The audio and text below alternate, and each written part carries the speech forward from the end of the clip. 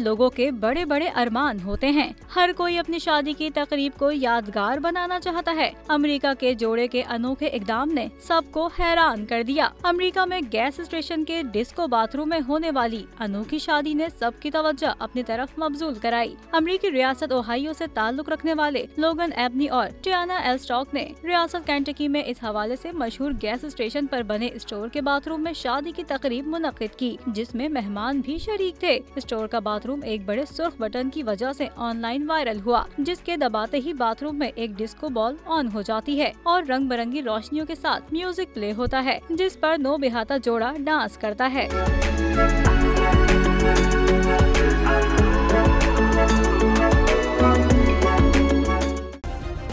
Subscribe करें और bell दबाएं ताकि कोई खबर रह न जाए।